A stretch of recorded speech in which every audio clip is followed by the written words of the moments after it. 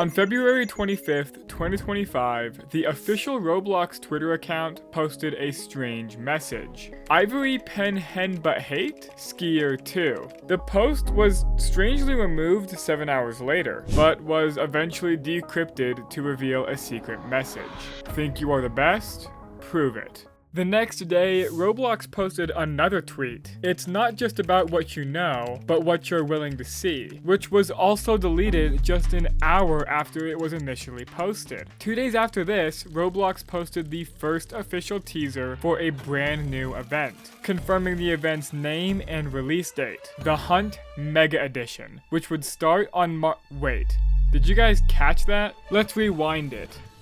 There, 285714286. If you take this number and throw it into a DevX calculator, it outputs $1 million. The DevX, or Developer Exchange, is a program that allows developers to turn their Robux into real money. And just a week later, the CEO and co-founder of Roblox, David Baszucki, confirmed that the first place winner would receive $1 million.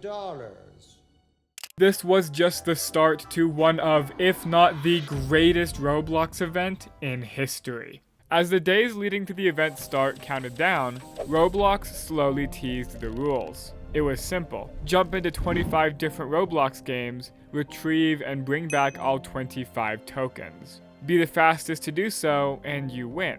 Seems simple. Almost too simple. That's because it was. Each game actually contained 2 tokens, a standard token, which could be awarded by completing a simple task, and a mega token, which are special collectibles that could be unlocked through more complex and challenging quests. These tokens presented a much higher level of difficulty, often requiring teamwork and advanced problem-solving skills. On top of all of that, the mega tokens needed to be earned in a specific order, and if you weren't good enough to complete it, you were disqualified. The top 50 players globally would receive an exclusive item called the Luminary of the Federation, the newest addition to the Federation series, a series famous for its insanely expensive and elusive crown-themed items. The top 10 players would be invited to Roblox HQ in San Mateo, California, to compete in real life for the grand prize of $1 million. 24 hours before the event started, Roblox posted a hint leading us to the first mega token, Ivanap, Pile Up, and Wholeheartedness. This was quickly decoded to a familiar message. Who lives in a pineapple under the sea? This was a very obvious hint towards the game's SpongeBob Tower Defense. To get the mega token, you had to join the event world, look for dig sites marked with a red X, and dig up a treasure map. The map led you to the Flying Dutchman's ship in the trading hub. After talking to the Flying Dutchman and completing a maze, you had to complete a special map, which would then award you the token.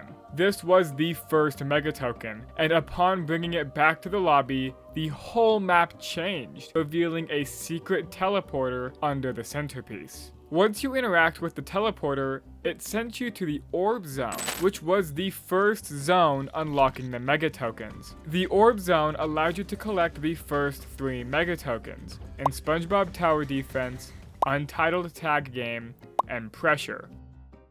Most users consider Pressure to be one of the hardest mega tokens. In Pressure, you needed to find 4 notes around the lobby that gave you a code. Take that code into the event map and plug it into a secret door. Doing this gave you a decoder. You needed to take the decoder to rooms 33, 28, 19, 10, and 6 to decode the hidden radio message. And if you die at any time during your ride, you had to completely restart. I wish I was joking. Once you use the decoder and get your special code, you had to find another secret door at the end of the game, and complete another level, which was insanely hard. In fact, over 1.5 million people were disqualified because of this badge. Once you completed all 3 of these games, you were given a puzzle, which is themed to the zone you were in. For the orb zone, you had to move blue-colored blocks into a designated zone, one of the easier puzzles. And upon completing it, you'd think you were able to move on to the next zone. However, you were met with a door and a timer. Roblox wanted to make sure that the event was properly balanced, so at the end of every zone, they paused the event for a day and let people catch up. When the door finally opened, players were awarded with a badge that allowed them to continue. Welcome to the Block Zone. The Block Zone opened on March 15th and included the mega tokens for Chained, Rivals, Clip It, and World Zero. The token on Chained was relatively easy. Join the event world and go into the Moai's right eye, then complete the map. However, the clue for Rivals was so difficult that no one had solved it in over 20 hours. And Roblox ended up having to give us a little boost. The clue we were given was a chessboard.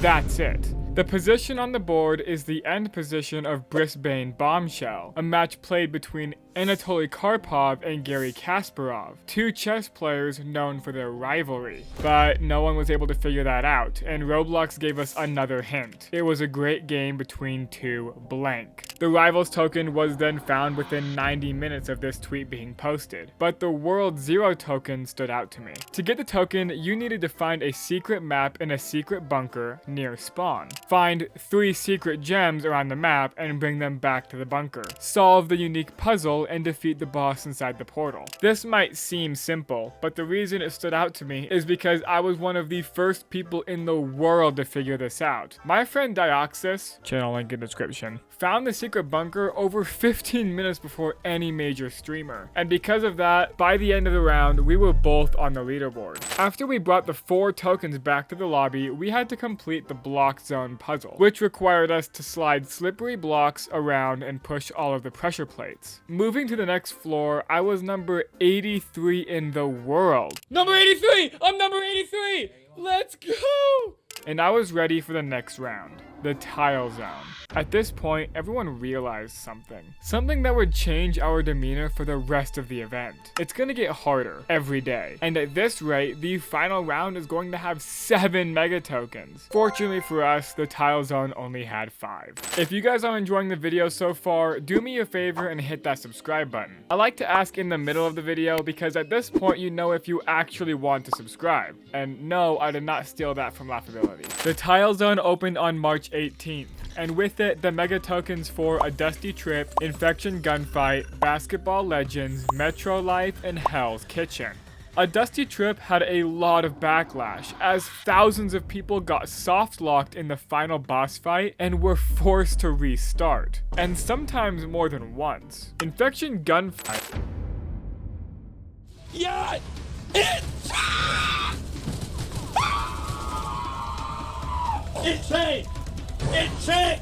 It changed at the last freaking second! Screw this game, dude! To get the mega token in Infection Gunfight, you had to find goggles hidden somewhere on any map. After this, you would see letters floating around enemy players. You needed to collect the letters by either shooting or infecting in order to spell Mega Hunt. The catch is, every letter of the alphabet spawned, not just the letters you need. And if you get the wrong letter, not only did you have to restart, but you had to leave and rejoin the game to fully reset your word. And after all of that, and I am not fucking joking, if anyone else in your server beats you to finishing, my letters disappeared. Wait, my goggles disappeared. Sure, everything's going. No, it reset us. It resets everyone back to the start. It took some of my friends over 3 hours to complete this token, but when you finally did, the rest of the tokens were pretty easy. This round's final token in Hell's Kitchen was also pretty simple. However, I was the first streamer to find the location of the secret code, which was located on a light fixture in the main game. Once you had the code, you needed to bring it to Gordon's basement and complete a small obby. You needed needed to collect 4 recipe scraps hidden around the game, which was used to make a beef Wellington, and if you scored over 130 points, you would receive the mega token. Once you brought these 5 mega tokens back to the lobby, you were given an 8x8 sliding tile puzzle. This took me over 9,100 moves and 2 hours to complete. However, upon trying to join the next area, I was strangely kicked from the beam zone. And not just me, but dozens of people had the same problem. I contacted Roblox support, and even now, at the time of recording, over a month later, they never responded. I ended up having to do the puzzle again, but by the time I got into the next zone, I was way off the leaderboard. But I would make a surprising comeback in less than 24 hours. I'm number 2 in the world. But lose it all to a fart joke. The Beam Zone opened on March 19th and was my personal favorite zone. The aesthetics of the map were awesome, and the games Arsenal, Natural Disaster Survival, Eat the World, Car Crushers 2, Blade League, and Bayside High School were the 6 games unlocked with this floor. Many users agree that this was the best lineup of games for the entire event, with all of them being very unique and challenging, but not annoying. Arsenal took place in a set perspective, turn-based roleplay battle game, taking place in a city that is under attack by an evil group known as the Firewall. You need to travel to the military base and beat the TANK final boss to receive the mega token. Several people online reported of the game bugging out, forcing them to restart, like my friend Doggy Master, who spent several hours on this game alone. The token in Eat the World, however, was genuinely a challenge. After finding a hidden button somewhere on the event map and completing a short memory game, you found yourself in an old, dilapidated version of the Egg Hunt 2012 map. You see a mega token shining down at you from the top of a mountain. Look out! The egg of all-devouring darkness is trying to stop you, and you need to traverse the entire map as the egg slowly eats everything around you. This took me a couple tries, but because of how hard it was, I had a major advantage. The mega token in Car Crushers 2 was also really fun, incorporating a time travel mechanic. And upon returning to the lobby, I'm number 21 in the world. I'm number 21. Ooh. I'm number 21. I'm number 21. I was number 21 in the world, with my best friend Brighton at number 20. We were unstoppable, or so we thought. The round's final token was in Bayside High School, which turned out to be unreasonably strange. We found a camera in the principal's office, and taking a picture of it triggered the quest, which required us to order coffee at a nearby coffee shop and drink it near the science teacher's desk. You see, the clue we got for this was a diagram of caffeine with a mega token hidden inside. Then, we needed to write 247 on a sign in the history room and play the keys D-E-A-D on the piano in the music room. And after that, we needed to order a pizza and bring it to a specific desk in the math room. The clues to figure all of this out took us over 2 hours, but once we completed those 4 steps, a bunker door opened outside. This is where it gets weird. We needed to sit in a specific chair and fart. I'm not joking. Farting on the pipe caused it to explode and threw us into a boss fight. The clue we got for farting was a sign in the game that read failure is not an option, with the letters F, A, R, and T being capitalized. This was stupid, and after 3 hours I fell from one of the greatest in the world to below number 800. And it only got worse in the next round, which forced us to find 7 mega tokens. The Shape Zone opened on March 21st and was the 5th and final round in the event. This was it. There's no room for failure. And the games Regretivator, Tower Defense Simulator, Pet Simulator 99, Drive World, Untitled Boxing Game, It Girl, and Fish did not disappoint. The first 2 mega tokens were nothing special. However, the mega token in Pet Simulator 99 may have been the worst mega token of the entire event.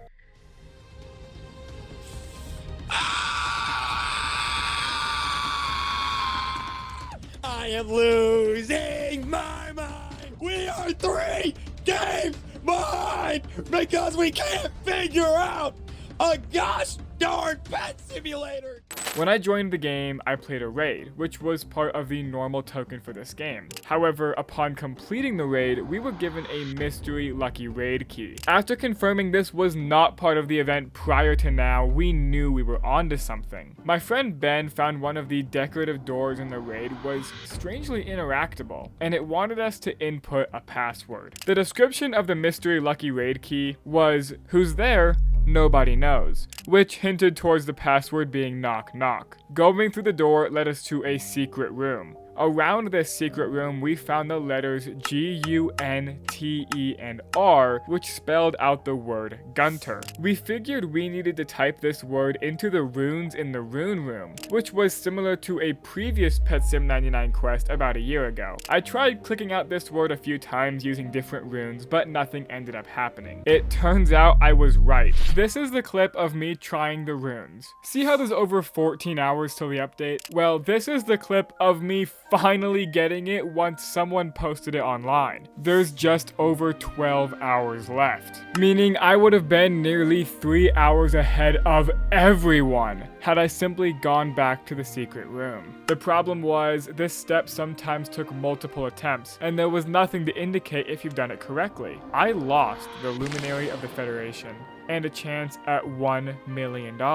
all because I didn't double check. Once you completed the runes, a pot of gold spawned in the secret room, and if you try to interact with the pot, it would say you weren't lucky enough. You then needed to run around the map and click every 4-leaf clover. This also could have taken multiple attempts, and there was nothing to indicate when you've clicked enough clovers. But once it's done, you return to the room and interacted with the pot to receive the mega token. This took over 3 hours for people to figure out, and by the time we did, the top 50 places had been taken. The remaining 4 mega tokens were grueling, knowing the countless hours and restless nights went to waste because of a simple mistake. Admittedly, the mega token in Untitled Boxing Game was actually pretty cool, but after all of it, bringing the 7 mega tokens back to the lobby, you had to complete a block puzzle. I completed the puzzle rather quickly and was taken to the end. The Mega Zone opened on March 22nd and served as the resting place for finalists. The top 50 on the leaderboard at this point were awarded the Luminary of the Federation. All other users who completed the event could come here to claim the Diadem of Resurgence for free and the Arcs of Resurgence for 1,000 Robux. I kinda wish they added specific leaderboards that would look back and break down the mega tokens to get a more detailed look at how everyone played, but this was the end,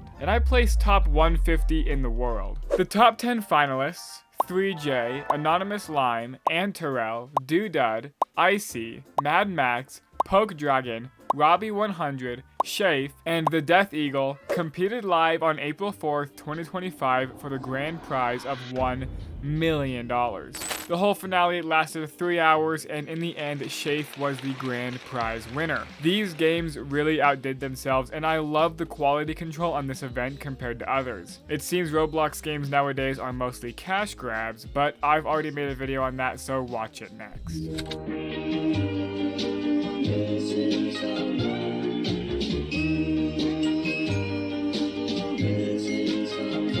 Missing someone.